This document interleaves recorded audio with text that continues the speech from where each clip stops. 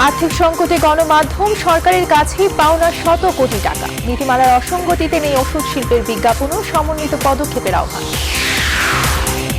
করোনায় দেশে আর ৩৯ প্রাণহানির, নতুন আক্রান্ত ৩,৫০০-এর বেশি। বাংলাদেশে এখনো পিক সময় আসেনি বলছে সফররত চীনা বিশেষজ্ঞ দল। সামাজিক দূরত্ব মানতে অনীহা, করোনা সংক্রমণ আরও বাড়ার শঙ্কা। সেবা না দিয়েও বেসরকারি হাসপাতালে বিল, সরকারকে কঠোর হওয়ার আহ্বান। উন্নয়ন ব্যাহত হলেও গতি ধরে রাখার চেষ্টায় সরকার, একনেক সভায় জানালেন প্রধানমন্ত্রী। স্বাস্থ্যবিধি মেনে চলার তাগিদ। করোনায় বৈদেশিক শ্রম বাজারে বিপর্যয়। ৬ মাসে ফিরেছেন ৩ লাখ কর্মী। ব্যাংকে বেতন কমানোয় কর্মীরা ক্ষুব্ধ, অনৈতিক বলছেন বিশেষজ্ঞরা। ভারী বর্ষণ উজানের ঢলে তিস্তা ও সোমেশ্বরীর পানি বৃদ্ধি অব্যাহত। উত্তরের অনেক নিম্নাঞ্চল প্লাবিত, আগাম বন্যার আশঙ্কা। এবং ১ জুলাই থেকে চলতে দেয়া হবে না ফিটনেসবিহীন গাড়ি। রেজিস্ট্রেশন না করলে লাইসেন্স বাতিল, নির্দেশনার অপেক্ষায় পুলিশ।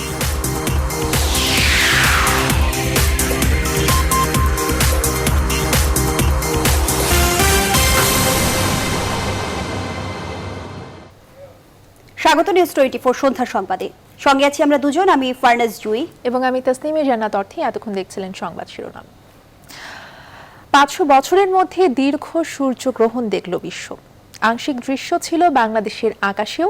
দীর্ঘই সূর্যগ্রহণ নিয়ে চলছে নানা জল্পনা কল্পনা।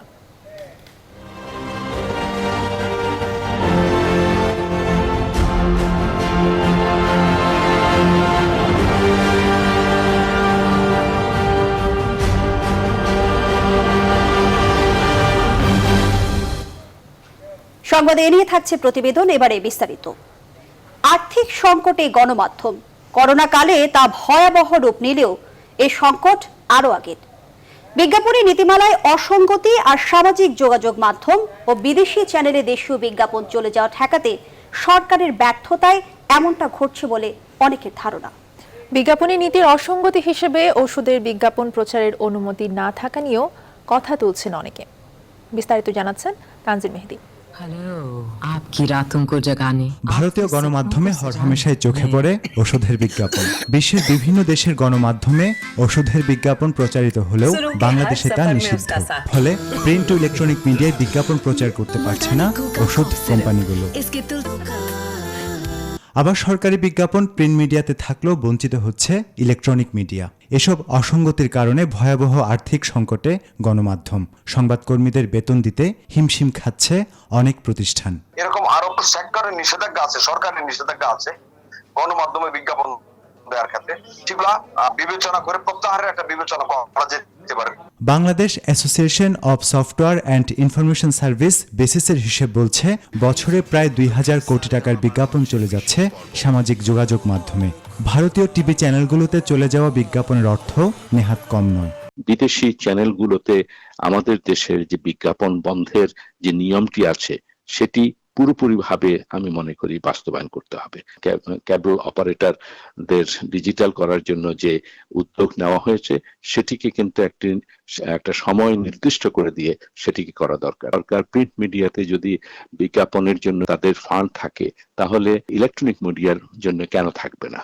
বিজ্ঞাপন বাবদ সরকারের কাছে বকেয়া পড়ে আছে শত কোটি টাকারও বেশি। শুধু চলচ্চিত্র ও প্রকাশনা অধিদপ্তরের কাছে ক্রোড়পত্র বাবদ গণমাধ্যমগুলো পাওনা আছে ৮০ কোটি টাকা। প্রত্যেকটা বিজ্ঞাপন দাতা তাদেরকে আমার কাছে অনুরোধ, তারা যে বিজ্ঞাপন যেটা তারা দিতেন এটা তাদের সামর্থ্য অনুযায়ী এটা অব্যাহত রাখা এবং তাদের বকেয়াটা পরিশোধ করা। দেশের স্বার্থে সরকারের ভূমিকা রাখা উচিত মনে করছেন বিশ্লেষকরা। আমি আশা করব যে নিশ্চয়ই সরকারের পক্ষ থেকেও আমাদের সংবাদ মাধ্যম, সংবাদকর্মী, অন্তত পক্ষে যারা ফ্রন্ট র্যাঙ্কে দাঁড়িয়ে এই যুদ্ধটার সঙ্গে যুক্ত আছেন তাদেরকে কোনোভাবে প্রণোদনা দেয়া, সাহায্য সহযোগিতা করা, তাদেরকে উৎসাহিত করা, উদ্দীপিত করা, এটি সরকারের দেখার প্রয়োজন আছে। সংশ্লিষ্টরা বলছেন গণমাধ্যম ক্ষতিগ্রস্ত হলে তার খেসারত দিতে হবে রাষ্ট্র ও জনগণকে। তাই এখনই নিতে হবে সমন্বিত পদক্ষেপ। তানজিল মেহেদি, নিউজ 24, ঢাকা। করোনায় দেশে নতুন করে ৩,৫৩১ রোগী শনাক্ত হয়েছে। এতে আক্রান্তের সংখ্যা বেড়ে দাঁড়ালো ১,১২,৩০৬ জনে। সারা দেশে একদিনে আরও ৩৯ জনের প্রাণহানিতে মোট মৃত্যুর সংখ্যা দাঁড়িয়েছে 1464 জনে। রোববার দুপুরে স্বাস্থ্য অধিদপ্তরের নিয়মিত অনলাইন ব্রিফিংয়ে এসব তথ্য জানানো হয়। তারা আরও জানায় 24 ঘন্টায় সারা দেশে নমুনা পরীক্ষা হয়েছে 15,885টি। এছাড়া নতুন 1,084 জন সহ মোট সুস্থ হয়েছেন 45,077 জন। নমুনা সংগ্রহ হয়েছে 15,710টি এবং পরীক্ষা হয়েছে 15,585টি। এ পর্যন্ত পরীক্ষা হয়েছে 6,12,164টি নমুনা এবং গত 24 ঘন্টায় যা পরীক্ষা হয়েছে তাতে শনাক্ত হয়েছে 3,531 জন। শনাক্তের হার 22.66% এবং এ পর্যন্ত শনাক্ত হয়েছে 1,12,306 জন। গত 24 ঘন্টায় মৃত্যুবরণ করেছেন 39 জন। এ পর্যন্ত মৃত্যুবরণ করেছেন 1,464 জন। বাংলাদেশে করোনা ভাইরাসের সংক্রমণ ঠেকাতে দ্রুত পরীক্ষা, শনাক্ত ও আইসোলেশনের উপর গুরুত্ব দিয়েছে সফররত চীনের মেডিকেল বিশেষজ্ঞ দল। রোববার ডিপ্লোম্যাটিক করেসপন্ডেন্ট অ্যাসোসিয়েশন বাংলাদেশ ডিক্যাপের সঙ্গে ভার্চুয়াল আলোচনায় চীনের বিশেষজ্ঞ ডক্টর সুমিং শিয়ানো এবং ডক্টর লিউ হাইটেং এই গুরুত্ব দেন। এক প্রশ্নের জবাবে তারা বলেন, করোনা শনাক্তের র্যাপিড ডট কিটের পরীক্ষা সমর্থন করেন না তারা। চীনা দূতাবাসের deputy chief of mission Hualong Yan বলেন, বাংলাদেশে করোনা সংক্রমণ এখনও চূড়ায় পৌঁছেনি, কবে পৌঁছাবে তাও বলা কঠিন। তবে পরিস্থিতি মোকাবেলায় অবশ্যই পরিকল্পিত ও বৈজ্ঞানিক পদ্ধতিতে লকডাউনের বিকল্প নেই। 2 সপ্তাহের সফর শেষে আগামীকাল সোমবার ঢাকা ছাড়ার আগে স্বাস্থ্য অধিদপ্তরের কাছে পরামর্শ আকারে বিশেষজ্ঞ রিপোর্ট হস্তান্তর করবে চীনের বিশেষজ্ঞ দল।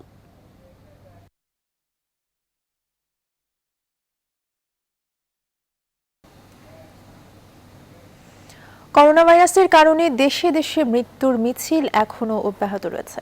বিশ্বজুড়ে একদিনে মৃত্যু হয়েছে 4,415 জনের, আর এখন পর্যন্ত মোট মৃত্যু সংখ্যা 4,67,000 ছাড়িয়েছে। এর মধ্যে গেল 24 ঘন্টায় ব্রাজিলের সবচেয়ে বেশি মৃত্যুর ঘটনা ঘটেছে, মারা গেছেন 968 জন। দ্বিতীয় সর্বোচ্চ মৃত্যু হয়েছে মেক্সিকোতে 647 জন। এরপর রয়েছে যুক্তরাষ্ট্র, সেখানে মারা গেছেন 572 জন। দেশটিতে এরই মধ্যে সংক্রমণ ছাড়িয়েছে 10,70,000-এর বেশি। এখন পর্যন্ত সারা বিশ্বে মোট আক্রান্ত হয়েছে 89,49,000-এরও বেশি মানুষ। এছাড়া আক্রান্তের দিক থেকে রাশিয়া রয়েছে তৃতীয় অবস্থানে এবং ভারত চতুর্থ। দেশটিতে একদিনে সর্বোচ্চ 15,000 মানুষ করোনা ভাইরাসে আক্রান্ত হয়েছে। মোট আক্রান্ত 4,11,700-র বেশি মানুষ।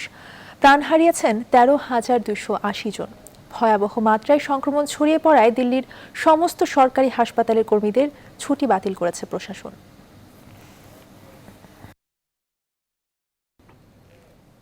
করোনা ভাইরাসের কারণে দীর্ঘদিন লকডাউনে থাকা সৌদি আরবে আজ রোববার সকাল 6টা থেকে কারফিউ তুলে দেওয়া হয়েছে। সব ধরনের বাণিজ্যিক ও অর্থনৈতিক কর্মকাণ্ডের উপর থেকেও নিষেধাজ্ঞা উঠিয়ে দেওয়া হয়েছে। সেই সঙ্গে খুলে দেওয়া হয়েছে পবিত্র মসজিদুল হারাম। সব মিলিয়ে পবিত্র মক্কা নগরীর 1,560টি মসজিদ মুসল্লিদের নিয়মিত 5 ওয়াক্ত নামাজ আদায়ের জন্য খুলে দেওয়া হচ্ছে। তবে নামাজ আদায়ের সময় কঠোরভাবে সামাজিক দূরত্ব বজায় রাখতে হবে। চলাচলে বেশ কিছু নিয়ম মেনে চলতে হবে।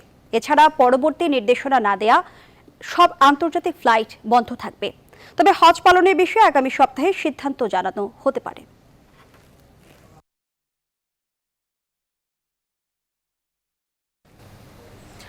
করোনার ব্যাপক প্রকোপের মাঝেও বিধি নিষেধ মানছেন না সাধারণ মানুষ। পুলিশের সহকারী মহাপরিদর্শক অভিযোগ করেছেন, পুলিশ সদস্যদের দেখলে স্বাস্থ্যবিধি মানতে অনেকেই ব্যস্ত হয়ে পড়েন। পুলিশ চলে গেলে তারা স্বাস্থ্যবিধি মানছেন না। চিকিৎসকরা বলছেন, সামাজিক দূরত্ব না মানলে করোনা ভাইরাসের বিস্তার ঠেকানো যাবে না। মৌ খন্দকারের রিপোর্ট। আবারও আগের অবস্থায় ফিরে এসেছে রাজধানী ঢাকা। প্রতিদিনই বিভিন্নভাবে জনসমাগম বাড়ছে। নানা কাজে বাইরে বের হওয়া মানুষজন যথাযথ সামাজিক দূরত্ব মানছেন না বলে অভিযোগ রয়েছে। এমনকি অনেকেই নিয়ম মেনে মাস্ক ব্যবহার করছেন না। দূরত্ব বজায় যতটুকু চেষ্টা করা দরকার চেষ্টা করি। এখন 3 জন একসঙ্গে কথা বলতেছিলাম আর কি। উচিত মাস্ক ব্যবহার করা, সামাজিক দূরত্ব বজায় রাখা। ওই বই আছি, গল্প করতেছি, ট্রেনে কামাই কাজ নাই। এদিকে পুলিশের এআইজি মিডিয়া মোহাম্মদ সোহেল রানা বলেছেন, এখনও সাধারণ মানুষকে সচেতন করতে বেশ বেগ পেতে হচ্ছে। শুধুমাত্র আইন প্রয়োগ করে আসলে যে বাস্তবায়ন করা খুব সহজ হবে না। আমরা তাই মূলত মোটিভেশনের মাধ্যমে সাধারণ মানুষকে আইনের প্রতি শ্রদ্ধাশীল করতে চেষ্টা করছি। পাশাপাশি প্রয়োজন হলে আমরা কঠোর হতে দ্বিধা করব না। অন্যদিকে চিকিৎসকদের আশঙ্কা, মানুষ সচেতন না হলে সংক্রমণ আরও বাড়বে।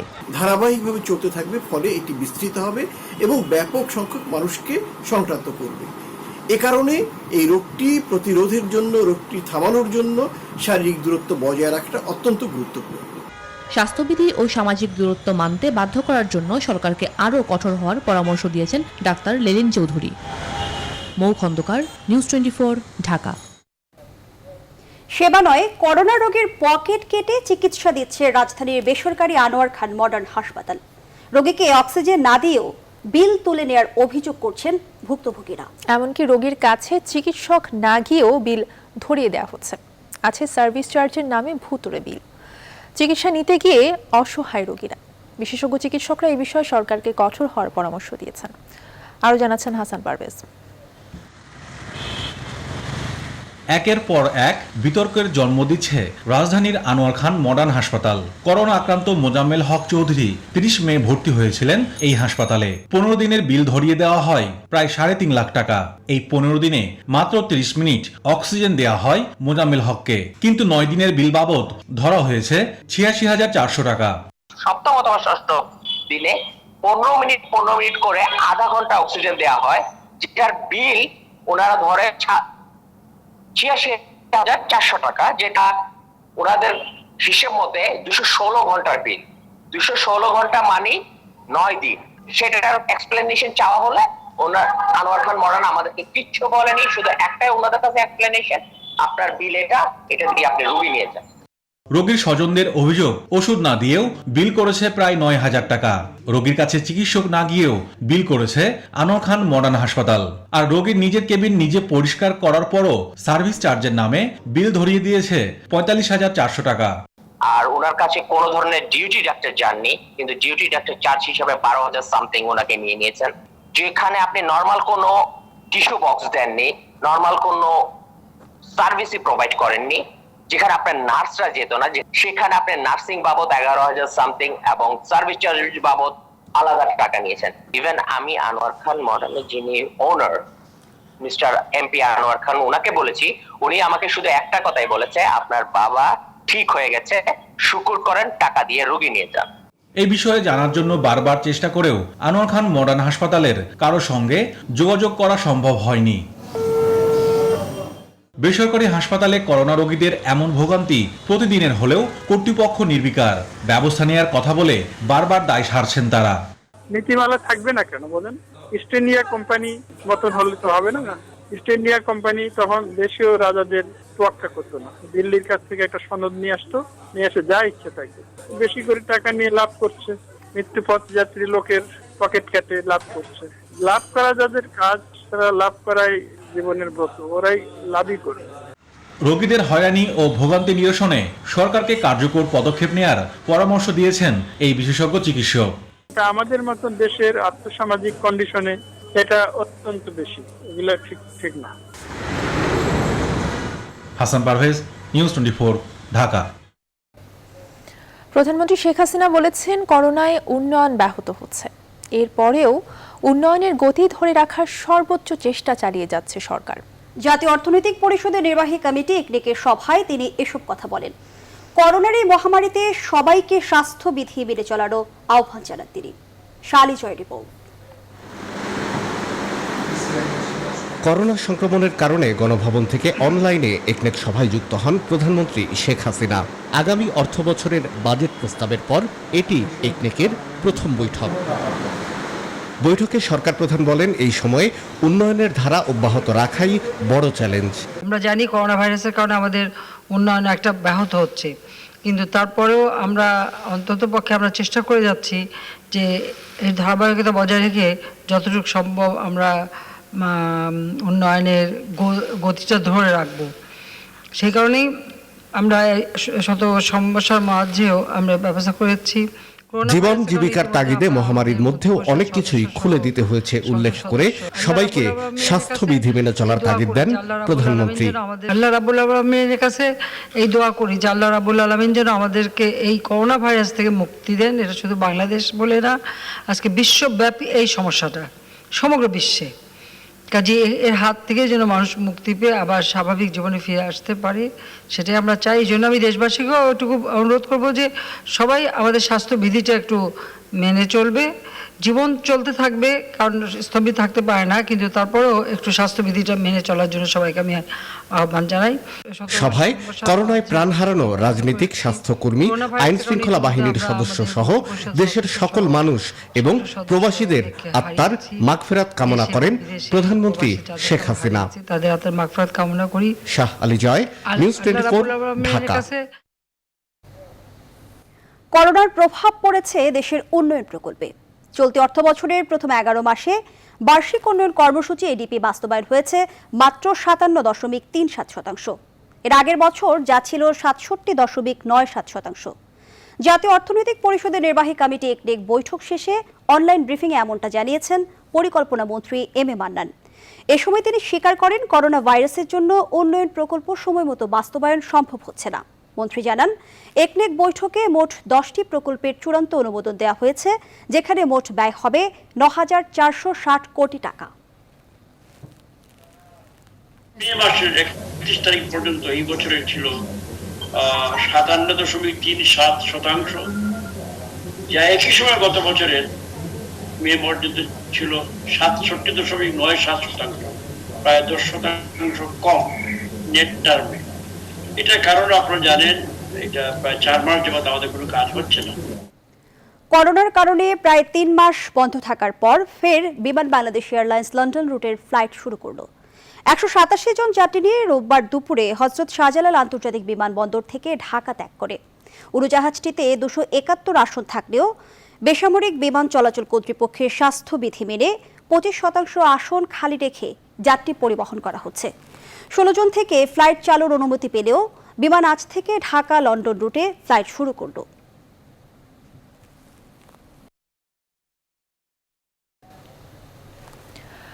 করোনার প্রভাবে ভয়ঙ্কর বিপর্যয় নেমে এসেছে বৈদেশিক শ্রম বাজারে। এরই মধ্যে গেল 6 মাসে দেশে ফিরে আসতে বাধ্য হয়েছেন প্রায় 3 লাখ বাংলাদেশি কর্মী। দেশে ফেরার জন্য ফ্লাইট চালুর অপেক্ষায় আছেন আরও লাখ লাখ মানুষ।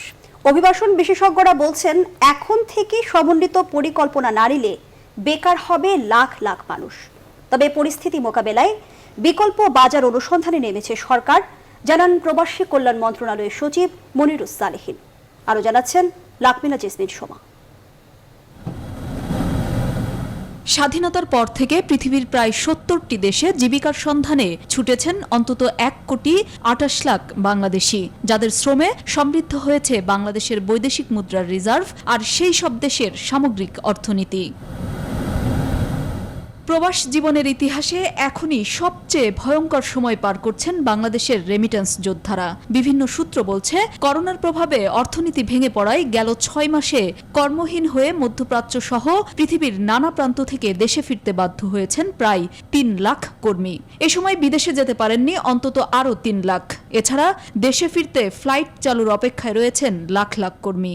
দেশে ফিরে আসার পরে তাদের অর্থনৈতিক পুনর্বাসনের জন্য ইমিডিয়েট ক্যাশ গ্রান্ট, এটা কিন্তু সরকারের কাছে একটা বড় রকমের চাহিদা নাগরিক সমাজের তরফ থেকে করা হয়েছে। এরা আসলে কেমন আছেন, কিভাবে থাকছেন এবং তাদের পাসপোর্ট থেকে শুরু করে অন্যান্য বৈধ কাগজপত্রগুলো ঠিক আছে কিনা, এগুলোর ব্যাপারে সেখানকার স্থানীয় বাংলাদেশের দূতাবাসের একটা বড় ভূমিকা থাকবে অবশ্যই। ফিরে আসা কর্মীদের বিষয়ে সরকারের সমন্বিত পদক্ষেপ জরুরি বলে মনে করছেন এই অভিবাসন বিশেষজ্ঞরা। শুধুমাত্র লোন দিলেই চলবে না, সেই জন্য ফাইন্যান্সিয়াল লিটারেসি দরকার, ট্রেনিং দরকার, মার্কেটের সঙ্গে সম্পর্ক স্থাপন দরকার। প্রবাসী কল্যাণ মন্ত্রণালয়ের সচিব বলছেন, বিকল্প বাজারের অনুসন্ধানে নেমেছেন তারা।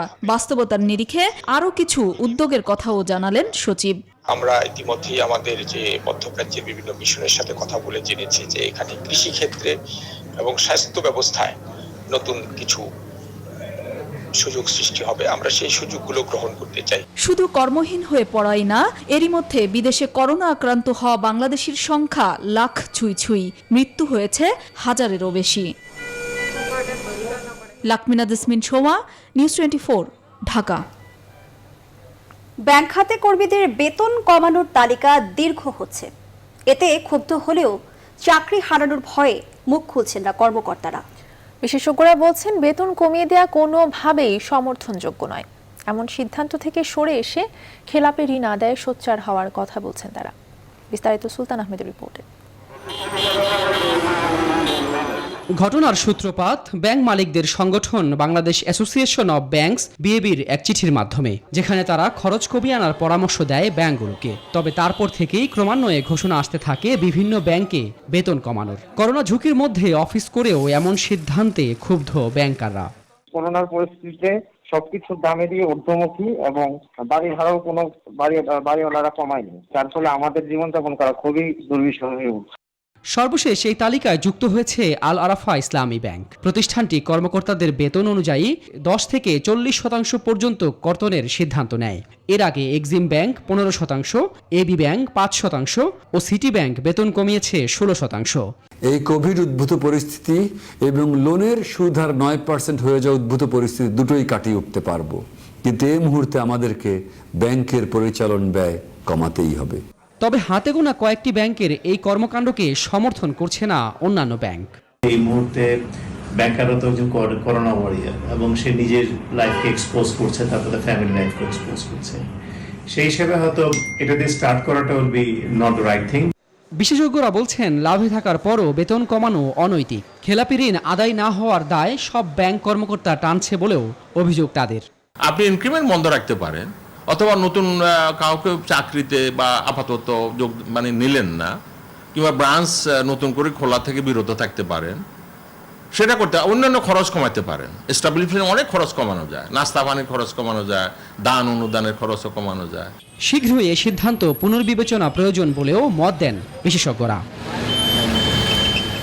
সুলতান আহমেদ, নিউজ 24, ঢাকা। ভারী বর্ষণ এবং উজানের পাহাড়ি ঢলে তিস্তা নদীর পানি বৃদ্ধি অব্যাহত রয়েছে।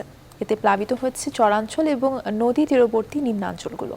এদিকে যমুনার পানির গত এক সপ্তাহ যাবৎ দ্রুত বৃদ্ধির কারণে ফসলি জমি তলিয়ে যাওয়ার পাশাপাশি দেখা দিয়েছে নদী ভাঙন। করোনা দুর্যোগের মধ্যে অসময়ে বন্যার আশঙ্কা করছেন অনেকে। বিস্তারিত ডেস্ক রিপোর্টে। গেল কয়েকদিনের ভারী বর্ষণ ও উজানের ঢলে উত্তরাঞ্চলের তিস্তা নদীর পানি বৃদ্ধি পেয়েছে। এতে প্লাবিত হয়েছে লালমনিরহাটের বেশ কয়েকটি ইউনিয়নের নদী চরাঞ্চল। পানিবন্দী হয়ে পড়েছেন এ অঞ্চলের প্রায় 15,000 মানুষ। এদিকে পানি বৃদ্ধির ফলে তিস্তা নদীর বিভিন্ন স্থানেও ভাঙন দেখা দিয়েছে। নদীগর্ভে বিলীন হয়েছে কয়েকশো ঘরবাড়ি ও ফসলি জমি। এই সংকটদার চরে আজ 3 দিনাতে পানিবন্দী হয়ে আসি। জমা জমিনও ভাঙতেছে, কোনো এমপি আসতেছে না, আমাদের কোনো মেম্বার চেয়ারম্যান আসতেছে না। করোনা মহামারীর মধ্যে বন্যার শঙ্কায় নতুন আতঙ্কে ভুগছেন সিরাজগঞ্জের যমুনা পাড়ের মানুষ। যমুনার পানি গত এক সপ্তাহ যাবৎ দ্রুত বৃদ্ধির কারণে একদিকে যেমন ফসল শাকসবজি তলিয়ে নষ্ট হয়ে গেছে, অন্যদিকে নদী তীরে ব্যাপক ভাঙন শুরু হয়েছে। বন্যা গ্রামে ঢুকছে, বিঘা 3 আমার নষ্ট হয়ে গেছে। 300 বিঘা জমি নদীতে বিলীন হয়ে গেছে, আমাদের আর কোনো জায়গা নাই। তবে পানি উন্নয়ন বোর্ড বলছেন নদী তীর সংরক্ষণ বাঁধ নিয়মিত মনিটরিং করা হচ্ছে, বন্যায় কোনো সমস্যা হবে না। বন্যা নিয়ে এখন পর্যন্ত আমাদের কোনো আশঙ্কা নেই। আমরা পরিপূর্ণভাবে বন্যায়িত বাঁধটা আমাদের অনেক ভালো অবস্থানে আছে। এদিকে গত এক সপ্তাহ ধরে ভারতের মেঘালয়ের বৃষ্টি অব্যাহত থাকায় নেত্রকোনার প্রায় সবগুলো নদীর পানি বৃদ্ধি অব্যাহত রয়েছে। যদিও পানি এখন পর্যন্ত বিপদসীমার নিচেই রয়েছে বলে নিশ্চিত করেছে জেলা পানি উন্নয়ন বোর্ড। Desk report, news 24। আগামী 1 জুলাই থেকে ফিটনেসবিহীন কোনো গাড়ি চলতে পারবে না রাস্তায়। বাংলাদেশ সড়ক পরিবহন কর্তৃপক্ষ বলছে 30 জুনের মধ্যে নবায়ন করতে হবে ফিটনেস, আর নইলে সেসব গাড়ির রেজিস্ট্রেশন বাতিল করা হবে। পুলিশ বলছে বিআরটিএ থেকে নির্দেশনা পেলে পরবর্তী ব্যবস্থা নেওয়া হবে। বিস্তারিত মৌ খন্দকারের রিপোর্টে। এখনো হরহামেশাই সড়কে ঘটছে দুর্ঘটনা, ঝরছে তাজা প্রাণ, যার জন্য অনেক ক্ষেত্রেই দায়ী করা হয় ফিটনেসবিহীন যানবাহনকে। বিভিন্ন সময় আলোচনায় আসলেও এখনও দেদারসে চলছে ফিটনেসবিহীন যানবাহন। তথ্য বলছে সারা দেশে প্রায় 44 লাখ নিবন্ধিত যানবাহন রয়েছে, যার মধ্যে 3 লাখেরও বেশি ফিটনেসবিহীন গাড়ি চলাচল করছে। এবার বেশ কঠোর বিআরটিএ বলছে 30 জুনের মধ্যে ফিটনেস নবায়ন না করলে 1 জুলাই থেকে রাস্তায় চলবে না সেসব যানবাহন। সম্প্রতি সড়ক পরিবহন কর্তৃপক্ষ এই সংক্রান্ত বিজ্ঞপ্তি জারি করে। যে সকল মোটরযান দীর্ঘ 10 বছর যাবৎ ফিটনেস নবায়ন করা হয়নি, সে সকল মোটরযানের ফিটনেস নবায়ন আগামী 30 জুন 2021 20 তারিখের মধ্যে হালনাগাদ করা না হলে তাদের সে সকল মোটরযানের রেজিস্ট্রেশন বাতিল করা হবে।